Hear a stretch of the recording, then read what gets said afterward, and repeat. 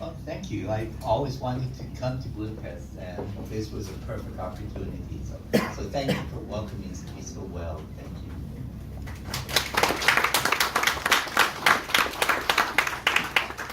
You are here as a tourist, but I see that you came from Vienna, and before that you were in Warsaw and Poznan. Are you doing a European tour? Not a European tour. I was invited to a convention in Poznan, Poland. And whenever I come to Europe, I always think, oh, where else can I go? I've always wanted to go to Vienna. I always wanted to come to Budapest. And so, my stepdaughter and I said, oh, yeah, why not? And I come to Europe about twice a year. And so, this was a great opportunity to finally come to Budapest. I was almost going to come here last year because you had a convention here. Unfortunately, it was the same weekend as a convention I had been invited to in Croatia, so a year later, I'm here. Looking at your Wikipedia page, I see that you have been translated into many languages, which is of course very nice, but not in some others. What decides? Do you have anything to do with according the rights, or is it your publisher who deals with that? It's pretty much, well, Usagi has been in, I think, 16 or 17 languages, and it's mainly a matter of a publisher contacting one of my American publishers, either Fantagraphics or Dark Horse or now IDW, and said, we want to publish Usagi, and buying the rights to publish it in that country. And which do you think is the country where, apart from the US, Usagi is the most popular? I would think either France, Spain, Italy, or Poland. Those three.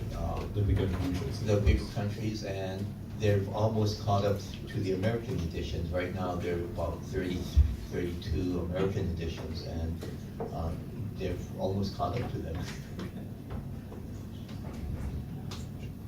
The series is up to the 33rd. Yeah, the series, there are about 33 of the regular books.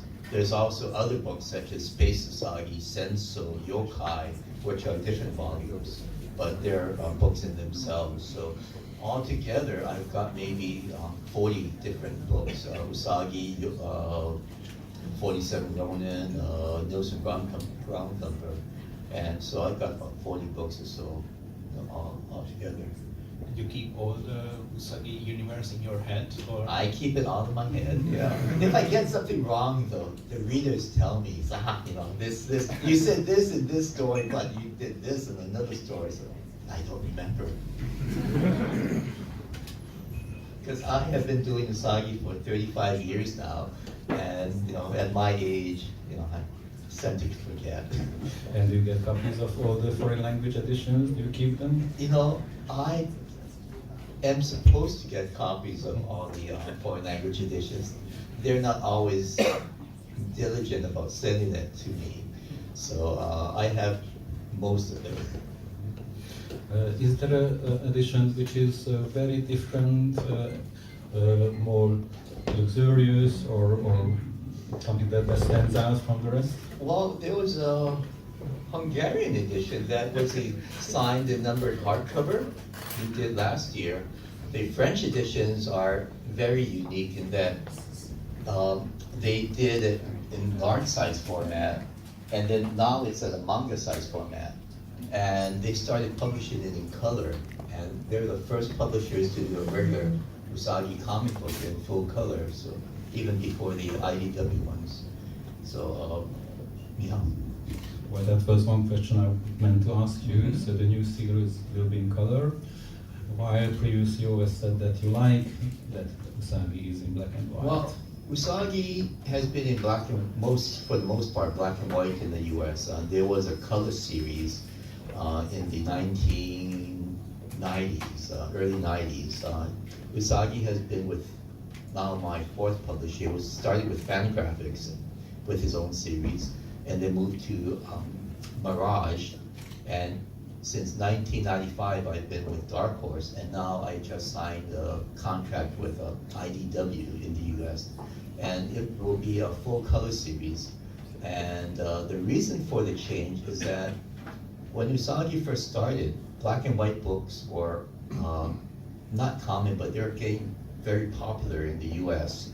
And so there are a lot of black and white books so that people would, were accustomed to black and white. But now in the US, black and white graphic novels, there's Walking Dead, there's Usagi. Everything else is color. And so to get new readers, I figured, let's make Usagi color. And IDW is the one who suggested it. And IDW is a younger, very aggressive company. And so when they approached me, I said yes. And they also own the rights to the Ninja Turtles and many other like Star Wars adventures, some of the Marvel comics, Spider-Man adventures, and a whole bunch of other books. So they're very aggressive, very diverse company.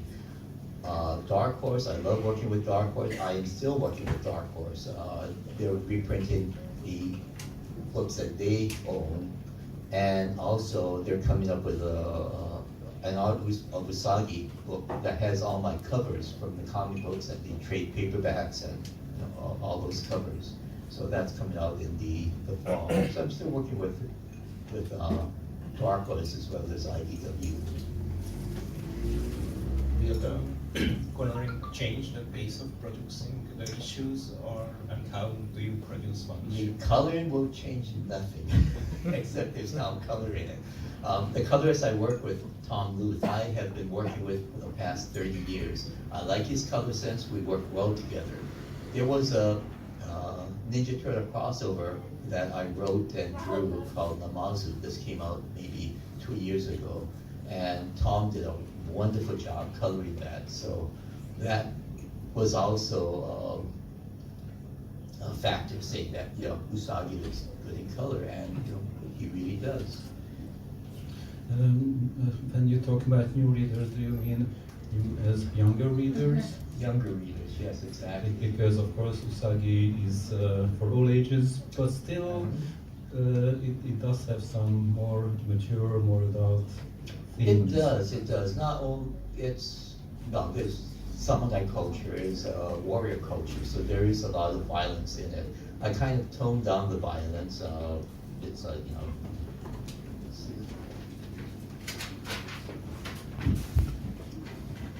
when people die in Usagi, they don't just die, but they come up with these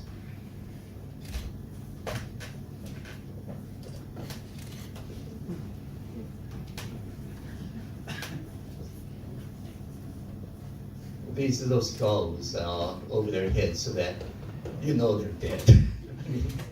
And I don't show too much blood, however, but I don't make the violence of fighting the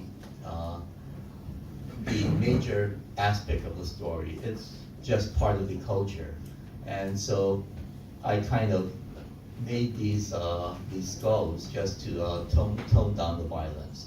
Usagi was animated in 3 episodes of the Ninja Turtles 2 years ago, and I liked it that when the main villain died, they had this little skull came up, so that was nice.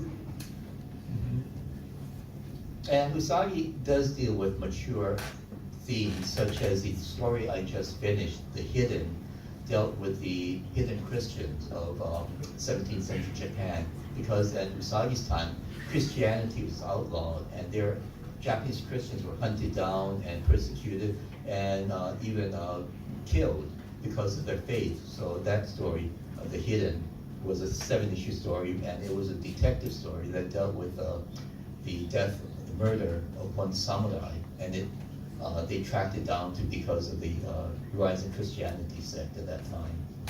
I also read that one of your books has been used as a reading matter, a compulsory reading matter. Yes, a few of my books have been used in schools. The book Grasscutter in particular follows the sword, Kusanagi no Tsurugi, the grass cutting sword. The sword was given to Japan by the gods, And it's one of three treasures. There's a mirror, there's a jewel, and there's a sword. The sword was found in the tail of the eight-headed dragon, and it went down through history, and it was lost during the Genpei Wars, during the civil wars of the 12th century Japan. And in my story, Usagi finds the sword, and he has a dilemma what to do with it. Should he give it to the emperor, who is a rightful owner of the sword? Should he give it to the shogun, who is the military dictator, the leader of the country at the time? Or what should he do? And it also had to reconcile with history, because in history, real life, the sword has either been lost at sea or it's at the enshrined in a temple or in a shrine. And so I had to work with all of these. The story began with the creation of the Japanese islands by the gods, and goes down through history. And it's I took about 5 years to do the research for the story, and it received the Eisner Award, which is the highest comic book award in the U.S. It received the Parents' Choice Award, not Parents' Choice Award, but American Library Association Award, Hackster Award, and it's been used as a textbook at the college level in Japanese history. So I'm very proud of that. Other books have been used as, because of culture. I do a lot of stories about things like seaweed farming or various festivals, sword making, kite making, even things that just are weird, like soy sauce making. I did an entire story about how they made soy sauce. Or one story dealt with a tea ceremony, showed the tea ceremony from the very beginning to the very end. And so, it's been used for culture, to teach Japanese culture. It's also been used in college art classes at say where to teach storytelling.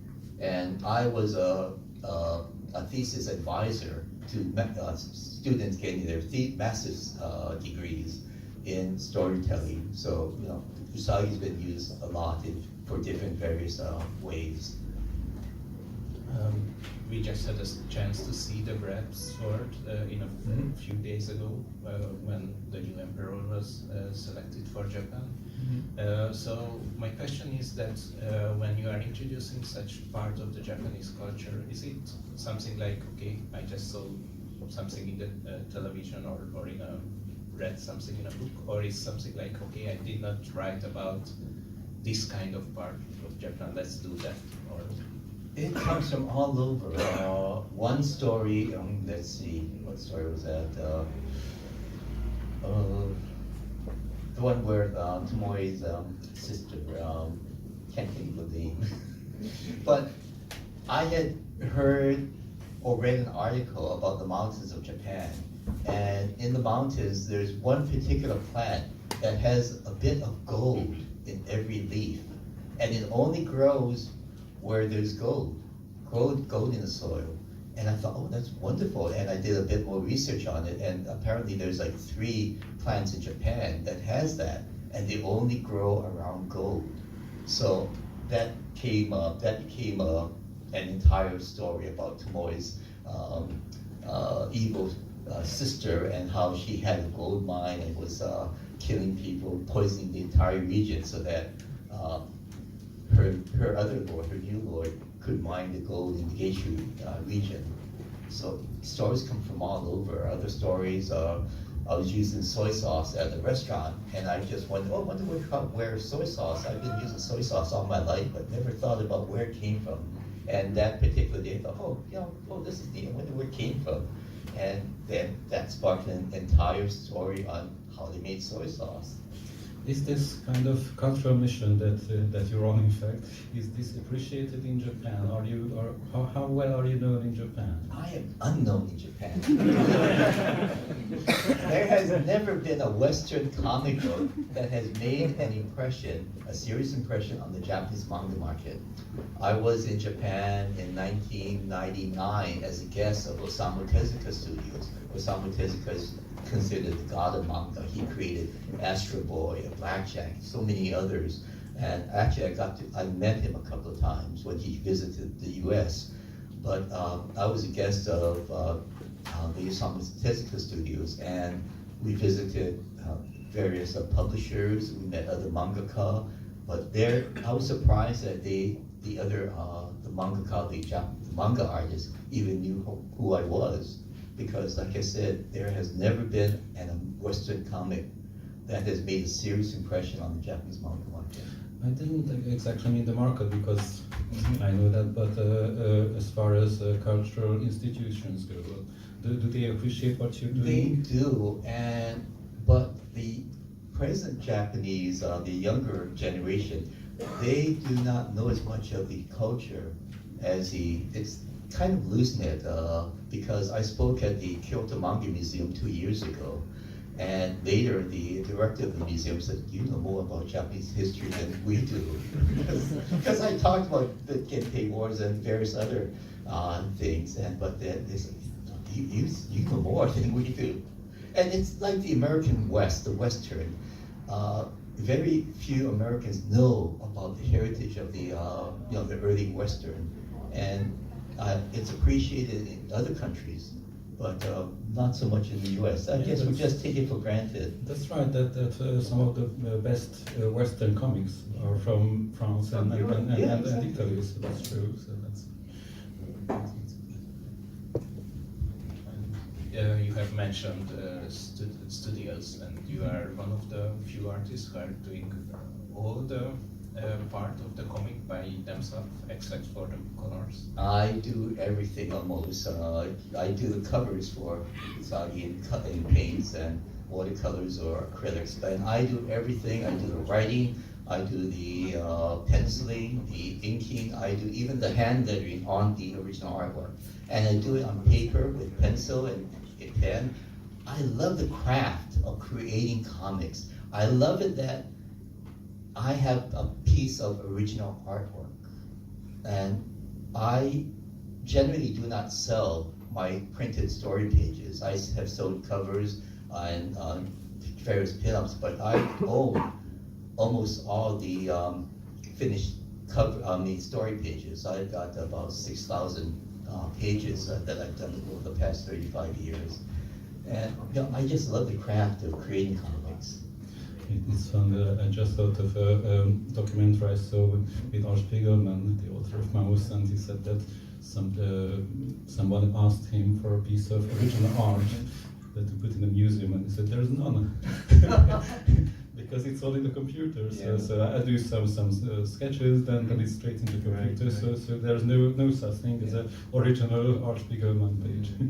But my son-in-law, my stepson Daniel, he handles all my licensing and merchandising and everything. And every so often said, maybe we should sell a story, like the Teenage Mutant Ninja Turtle story or something. We can just sell that. And Dad, no, you can't.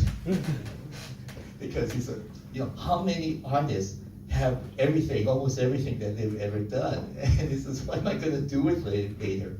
So, donate it to museum and I have been asked by museums and schools for if I could donate pages to them. And I think I will after a while, but right now I'm holding on to everything. And so I have almost everything in the closet. To move more into the technical parts, I have heard that you have hunting down pens, pencils, inks. That is a problem with working old style, using pens, using inks. Most artists use a computer now for everything from the layouts, penciling, all the way to colors. And because of that, the quality of materials, the quality of paper, the quality of pens, inks, they've gone down. It's not as good as it used to be. For instance, the pen that I used was very common about 25 years ago, and it was inexpensive. And I heard that the company had discontinued it, so I drove all around Los Angeles to every art store and bought every one of those pens and pen nibs I could get. And when the ink company that I was using had changed the formula, so I called the company and said, what, is there something else I could use? And they said, well, don't tell anyone, but this other brand is the same formula as our other, the inks. So I started using that one, and it was great. And that changed. And now I'm importing my inks from Japan because I felt that was the best quality inks I could get.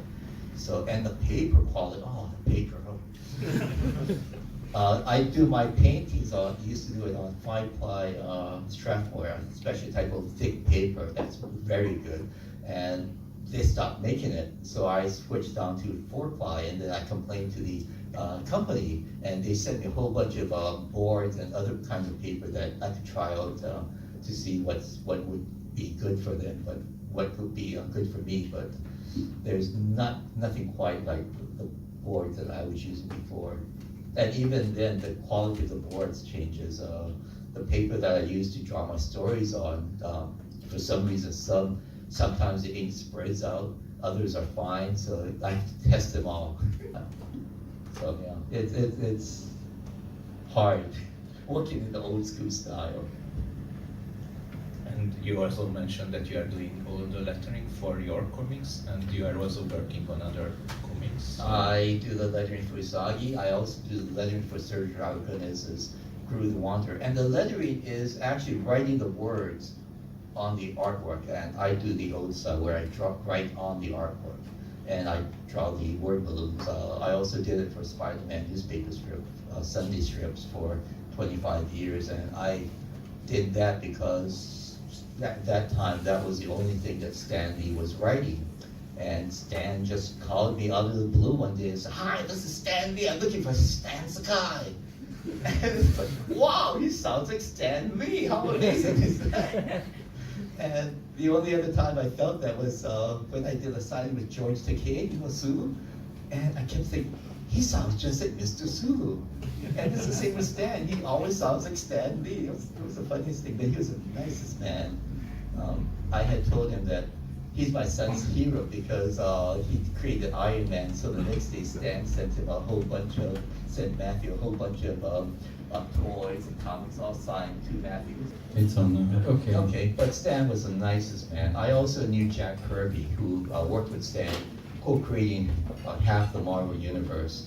I'm very fortunate that I have gotten to meet so many of my heroes. I knew Will Eisner, who created the Spirit and created is like the father of the American graphic novel, Mobius, Herman Hopkins.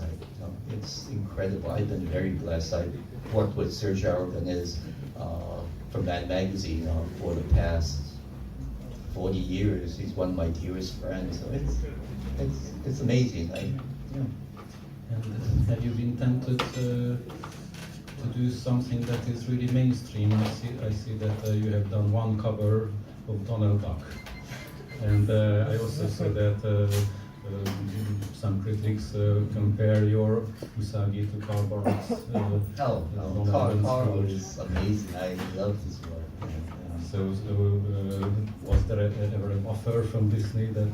No, and I would do something for other publishers for licensed characters, every once in a while, like that Donald Duck cover many years ago. I just did a Star Wars adventure cover, but it's very difficult dealing with people who own certain licenses, especially if they're big companies. It was very difficult working with Donald Duck because they needed him to be drawn just a very certain way, and it was difficult in my style. And so I did work with Marvel for a story called Strange Tales. The editor just called me up and said, "We want you to do a short story, a Marvel story, use any of our characters, and you can do anything you want with them." And I said, "Oh, wonderful. Can I use a Hulk?" "Can I kill him at the end?" I said, "Oh, sure." So I did a Samurai Hulk story. I integrated him into Japanese culture, and I killed him at the end. And they said, "Yeah, it's fine." You would just say it's an imaginary story Exactly, or a different universe. Yeah, exactly. Sometimes they come up with things like that where I don't need to have approvals, and I love those. I can do anything I want with it. How much do you know about European comics? Have you been influenced by any of them? I have been influenced by them. I was introduced to European comics with Asterix when I was in college, because I grew up in Hawaii, and Hawaii is as far away from Europe as you could get, and especially at this time. This is before the internet, before fax machines, before everything. So I knew almost nothing about European comics, and later on, I got to meet many of the European artists, Mobius, Herman, Asbiri, so many others, and it became a big influence on me. Hugo Pratt, also there's an artist named Chet who did a series called Kokuratsu about the samurai, and I love his work. But coming back to color comics and black and white comics and anyway the drawing style, I asked, well, one reason I asked is that you're in Europe now, and then of course you come very often, and I think that currently European comics are more traditional in the use of balloons, in the use of panels, and you have always been a very traditional artist, so that's while Americans tend to experiment with all sorts of blending several pictures together. Have you ever been tempted to most of my storytelling influences come from cinema, from movies, rather than from comic books. I tend to study directors, and that's why some of my favorite directors are ones that I would watch over and over and over again, like Akira Kurosawa, of course. Some of the contemporary directors, wonderful. And as I said, most of my storytelling style does come from watching movies rather than comics. I read very little mainstream comics now. I read a lot. I read books, mainly novels, but I've always loved certain directors. Some personal question. You are Japanese American. Yes. So how should we imagine your day when you are not writing? So to make it too simple, it's like, for lunch, do you eat sushi or hamburgers? I eat whatever is left over from last night's dinner. No. Well, I love Japan. I go to Japan not frequently, but do you speak Japanese? I speak very, very little Japanese. I speak about the level of a 4-year-old Japanese child, just enough to get lost in Tokyo. But I took Japanese. I grew up in Hawaii. There's a strong Japanese culture in Hawaii. There always has been since the early times. But I took Japanese language classes for 5 years through high school and college. But yeah, most of my knowledge of Japan comes from just growing up in the culture of Hawaii and just studying. A lot of my culture elements does come from actual research. About food? About food? Oh, I love food. I love Japanese food. Yeah, I love Japanese food. Yeah.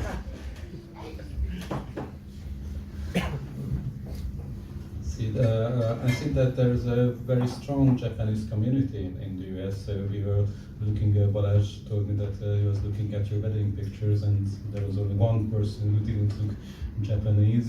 And of course, you all know the Godfather, that everybody's Italian in those movies. I have a friend who just recently married off his daughter in the US, and everybody was Jewish at the wedding. So is this Japanese community very strong in? Not where we live.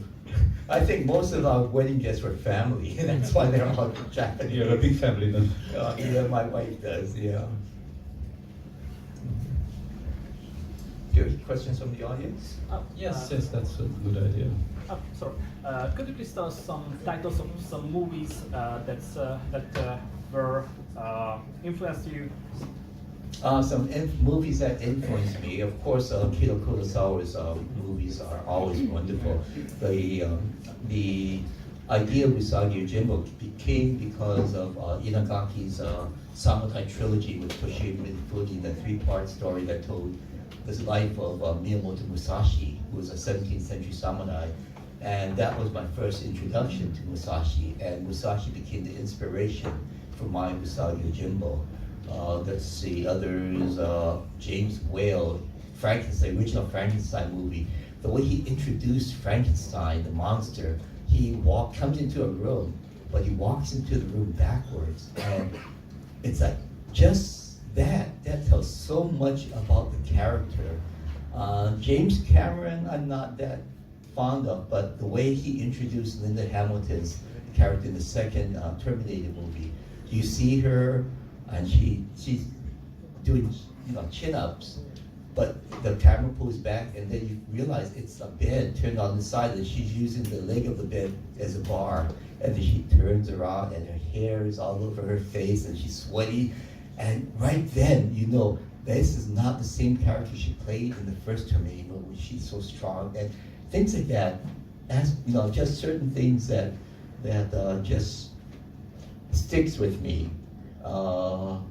Akira Kurosawa, Hidden Fortress. There's one scene where Toshiro Mifune is riding on the horse, and the horse is bouncing all around. It's just running down the road, and he's just sitting on the horse. He's completely still, and the horse is just galloping, and it's amazing. And I love scenes like that. So actually, that inspired this scene here, this cover here.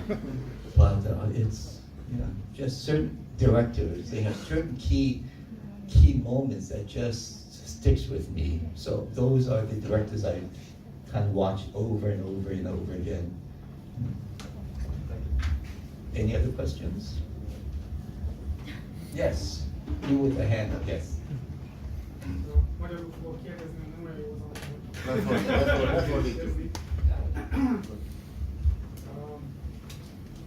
messziről fogok egy picit indítani, tehát hogy ne legyek tiszteletlen, csak azért. Én nagyon örülök, hogy új változás van az IDW-val, és nagyon-nagyon sok történetet szeretnék még olvasni Sakai-tól. De biztos vagyok benne, hogy hát azért most már benne van az életben, gondolt már arra, hogy fog az Usagi végződni. Tehát, hogy lesz-e lezárása a történetnek.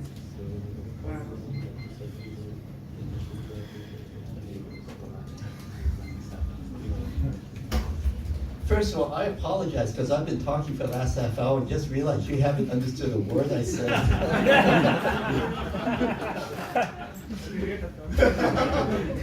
But no, there will not be an ending for Usagi, because once I end Usagi, I'll be out of a job and I'll be poor and homeless. So. No, I really enjoy working with Usagi. I own Usagi Yojimbo. I'm the only creator. I'm the writer. I'm the artist.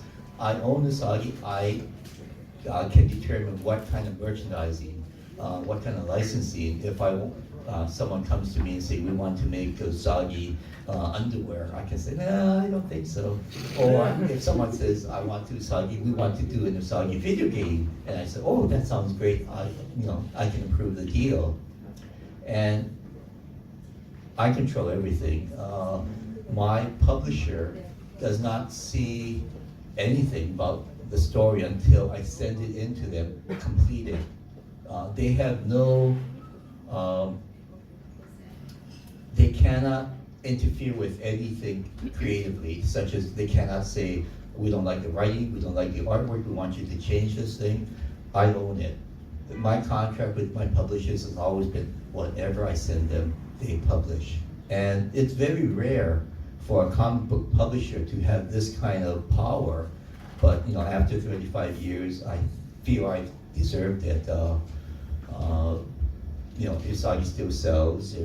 I've received a number of Eisner awards and other awards, and Just to add something to the question, because I suppose the reason why he asked this question is that the way you handle your character, this is more of a European creator-owned way of dealing with characters, and you know that Asterix has already changed creators, although the author is still alive, but he's already 90 years old, and Tintin's author expressly forbid continuing the story, so I think that this is what he was meaning. So is Usagi so much you that if there is no you, there is no Usagi, or what happens? No, I think I'd like Usagi to continue, maybe another creator. But I love seeing other people's take or their interpretation of Usagi, both as if they write the stories or if they do the artwork. So I love to see other people when they do Usagi.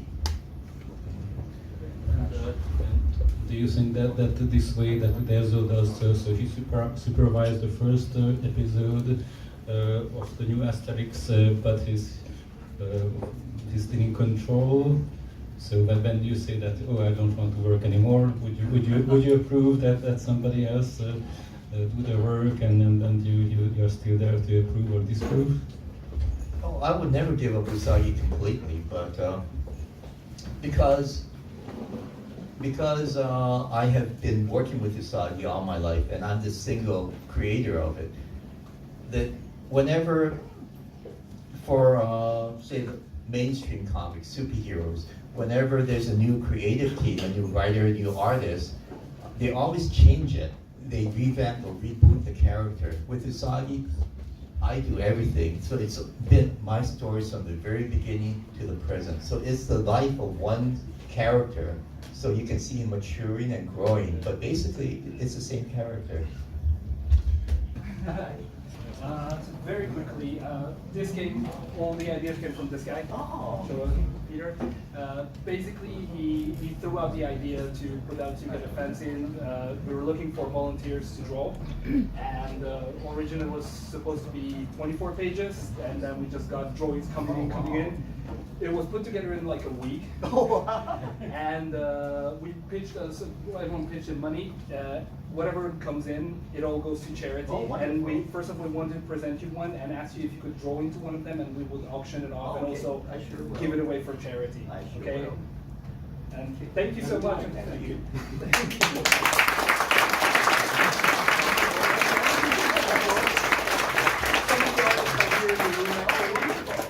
33 different artists. Oh wow! Oh, these are beautiful. Really amazing. Oh, I love these. I love all the different styles and oh, that's incredible. And these are all So if you're looking Hungarian for a successor, artists? then All of them are local artists who really came together like less than a week. So they had like a deadline of you need to submit it in like a week to get it printed. beautiful. It was quite the challenge. Thank you.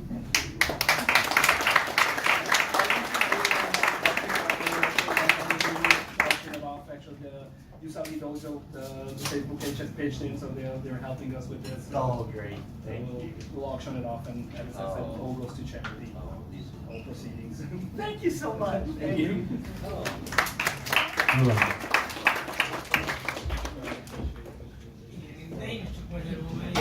Okay.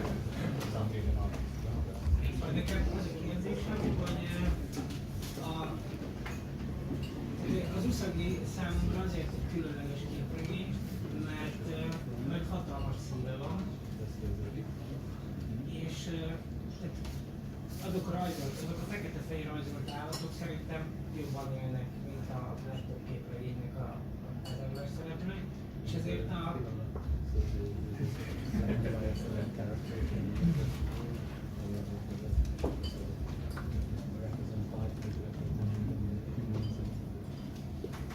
ezért az érzékelek is legalábbis számomra sokkal valóságosabbak, hogy hisznek.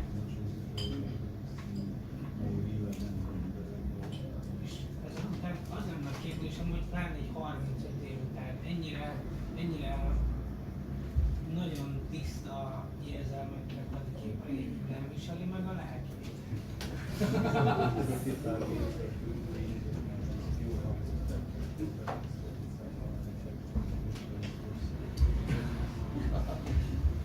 I love working with Usagi. First of all, you had mentioned about the rabbit. People relate to him, and the rabbit is very important in Japanese traditions. In the Japanese, where in the West we talk about the man in the moon. In Japan, there's a rabbit in the moon, and he's pounding mochi rice. The rabbit has also been used as in Japanese mythology, folk stories. And he always plays a good guy. He's the one that saves the farmer from the evil badger, or he defeats the Monkey King, or he's always plays a good guy. So the rabbit, Usagi as a rabbit, is very part of Japanese tradition. But yeah, I enjoy doing Usagi.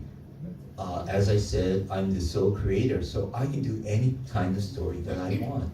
I can do adventure stories, I can do murder mysteries, I can do romance, I can do historicals, and as I said, I did a story just on the tea ceremony, the entire tea ceremony, almost without words.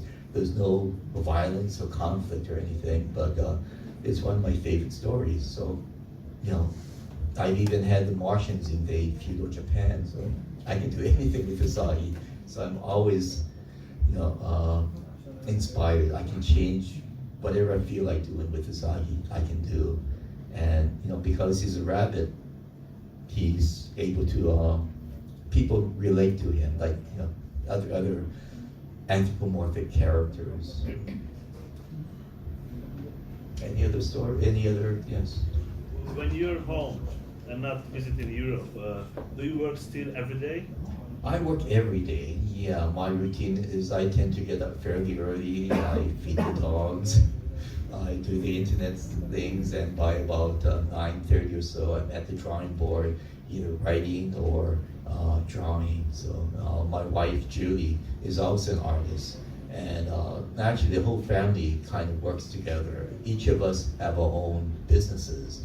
Julie has her own art studio. My stepson Daniel, Julie's son, has a business with printing. He also takes care of Usagi licensing, merchandising. Emmy, who's a professional photographer, does a lot of the Photoshop, and when we have to do a new sketchbook or posters or some kind of merchandise for ourselves, then she's the one who handles everything. So we all work together, even though we each have our own businesses together. And it's nice, I like that. And I do work every day. What type of dogs do you have? What type of dogs? Yeah. We have one rat terrier poodle mix and two Maltese Bichons.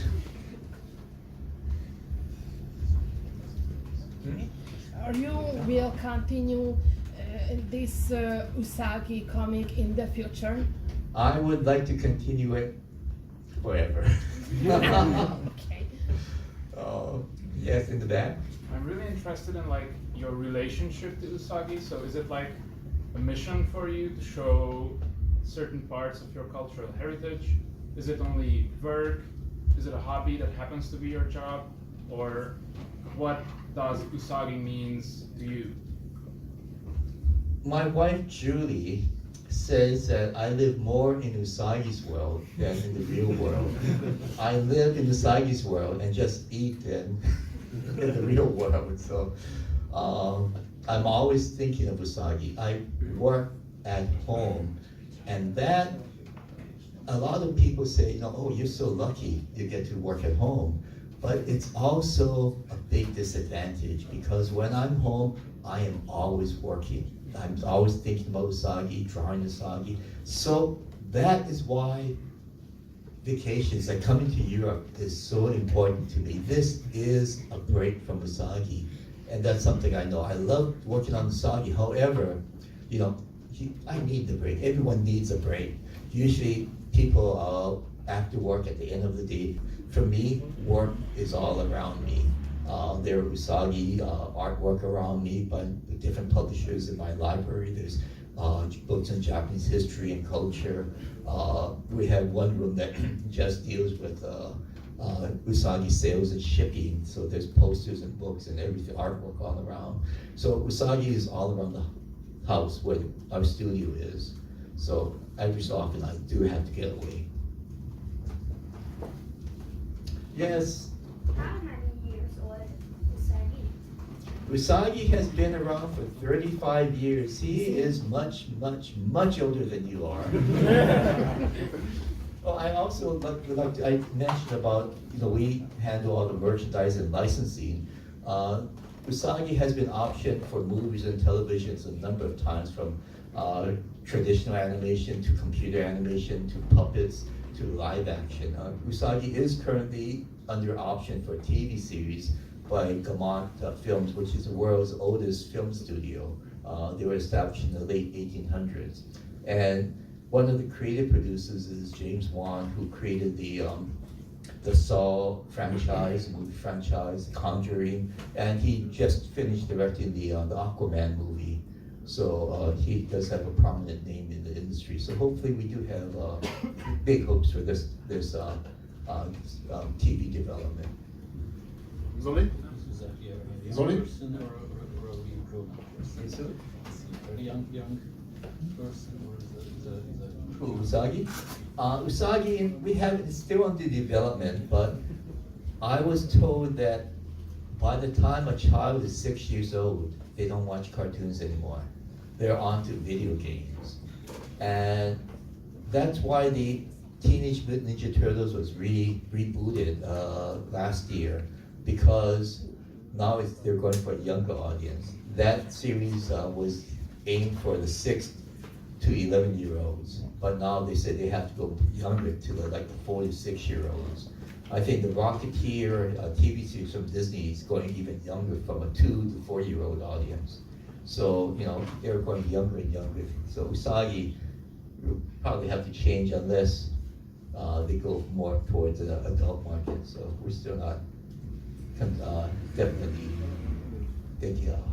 Zoli? I just wanted to ask that how do you work together with your editor? I remember the Grasscutter stories. It was built up for 2 volumes. And it was that the editor's idea or your idea, or it was just mashed together? For Usagi, it's basically all my ideas. Once in a while, I'll have trouble with the ending. And in 2 instances, when I was working with Diana Schultz at Dark Horse, I had drawn 2 endings. And I told Diana, which one do you prefer? Aside from that, my editors have almost no input. I deal with them mainly because they are my go-between between myself and the publisher. That's why an editor is very important. A strong editor, a good editor is very important. For me, Diana was the most valuable person on the Usagi team. Right now, I'm working with Bobby Kurnow at IDW, and he's very good too. He's always on top of things. Also, a good thing with IDW, moving to IDW, is that they are in Southern California where I live, so they're only about a 2-hour drive or 1.5-hour drive from me. So if I have a problem, I can just go down and talk to them. Dark Horse was in another state, so it was a lot more difficult. Yes. If you cannot draw, what will your job? I don't know. If I couldn't draw, what would I do? I'd probably write, I guess. I don't know. Ronnie. Yeah, thanks all.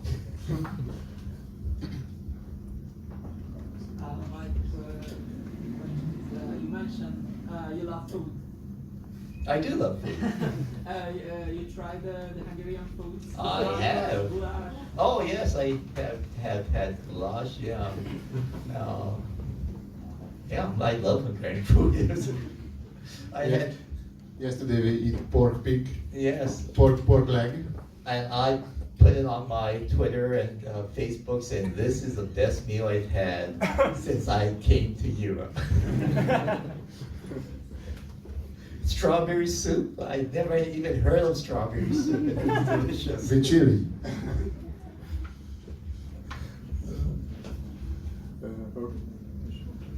You have been writing Usagi for a while. Have you ever hit rock bottom? Like, I don't know how the story should go on. So, did you have, or have you had a writer's block? Oh yes, I've had major writer's block, but you know, people ask me what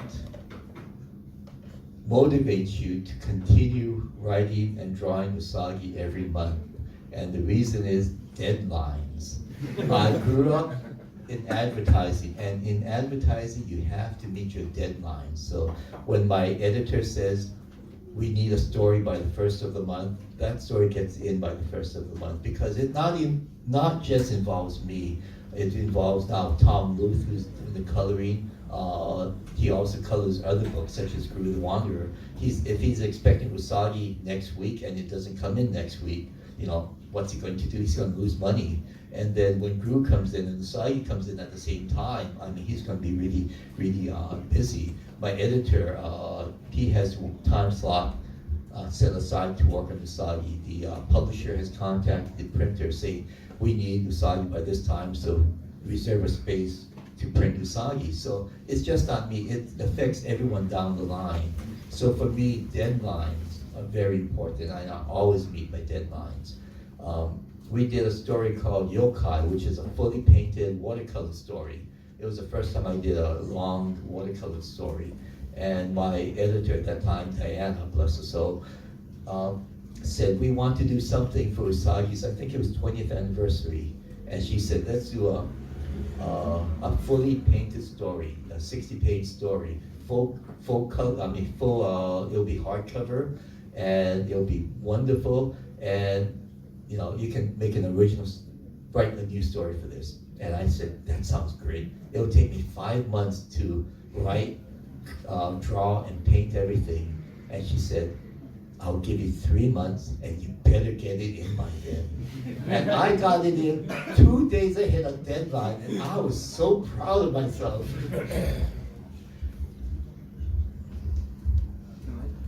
When you planned the character, so before the publisher bought your idea of Usagi, you just wanted to show the story of this rabbit, or the main idea was always to show parts of the Japanese culture and history? When Usagi first appeared in Albedo #2 as an 8-page story, I did not think beyond that story.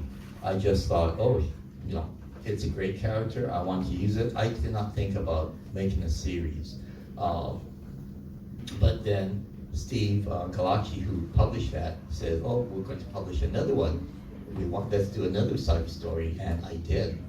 And after a while, I got invitations from other publishers saying, you know, we want to publish Usagi as well, so, you know, can you do a story for us?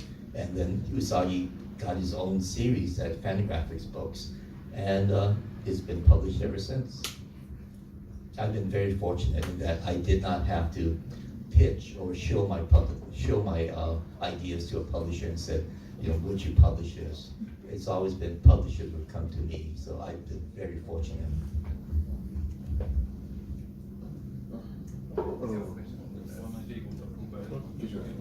So it will sound like a trick question, but it's not intended to be.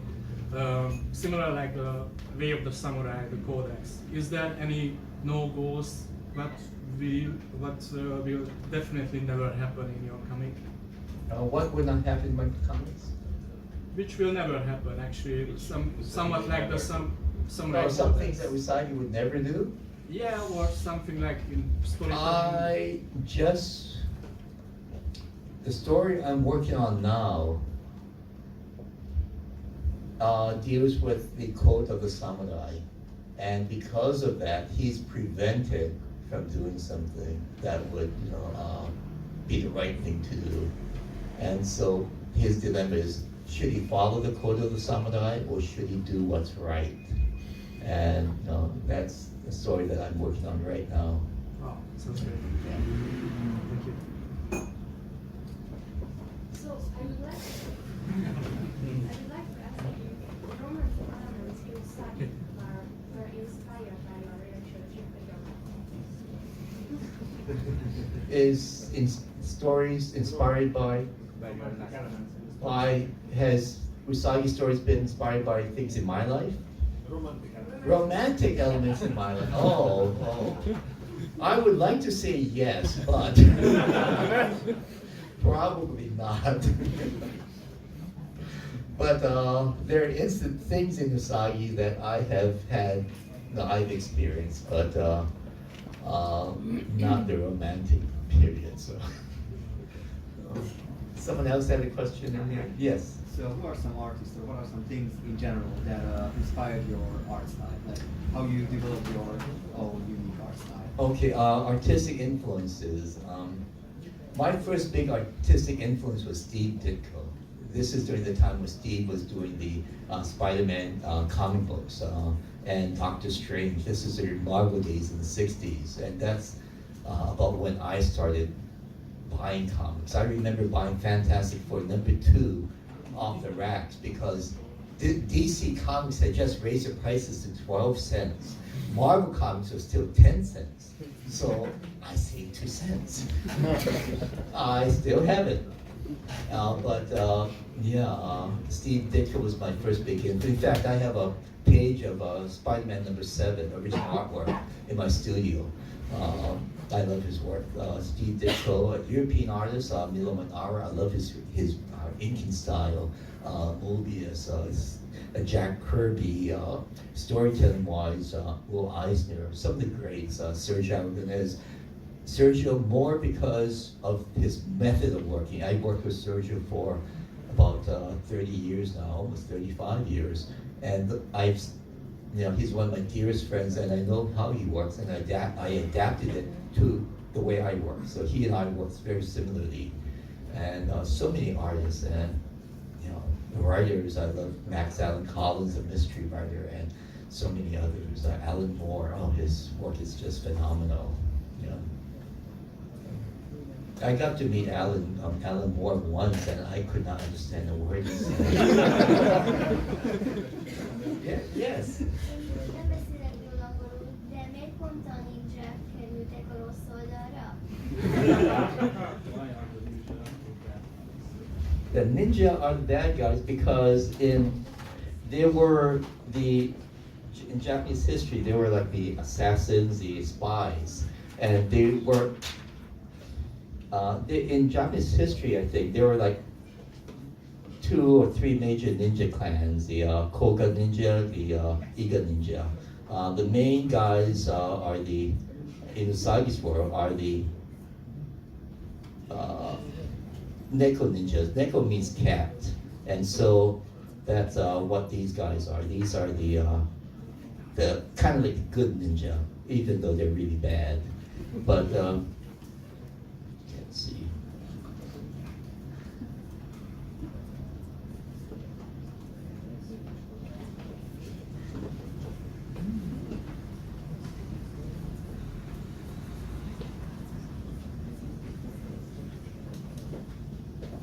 But these are the Neko ninjas.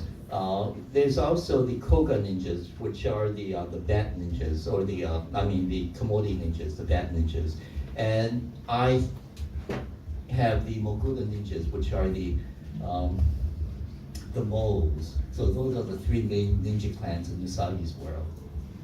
Yeah, this is for you, by the way, okay?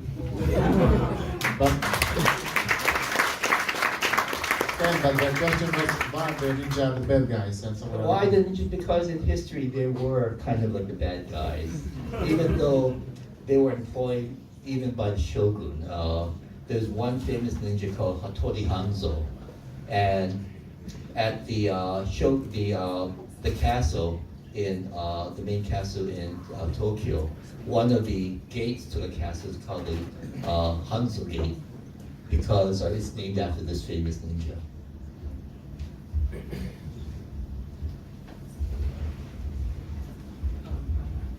My question is, as somebody who's worked in the industry for decades, how do you feel about the state of comic books and the fandom now that it's moved from like a niche market before, where it's for the nerds, and now it's become a mainstream hit where comic book characters are starring in billion-dollar movies, how do you feel about this kind of progress? What do you think about it?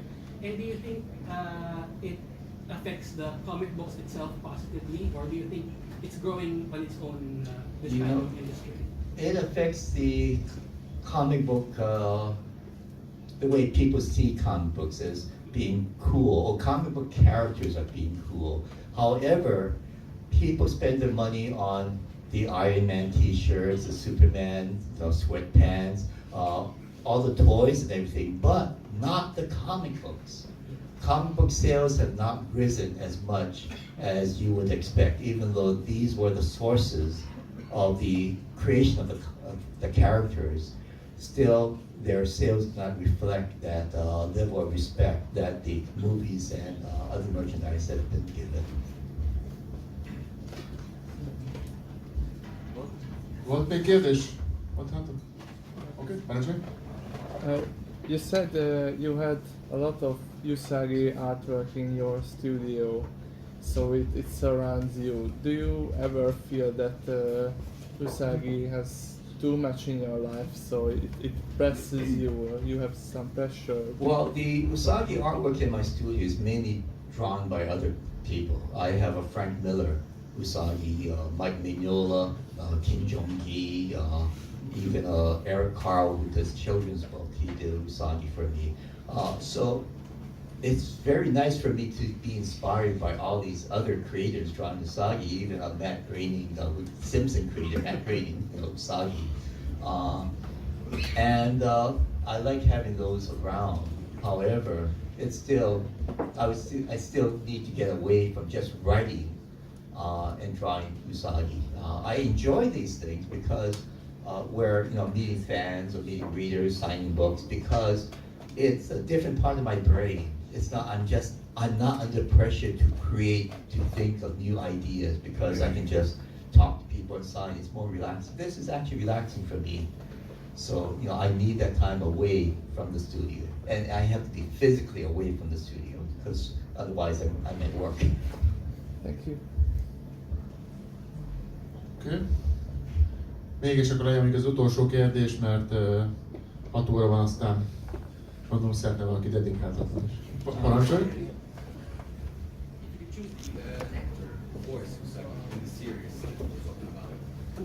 Oh, an actor's voice? Oh, Sean Connery.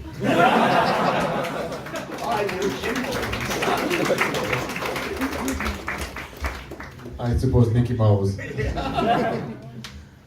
Oké, köszönjük szépen a kérdéseket, szerintem időben jól állunk.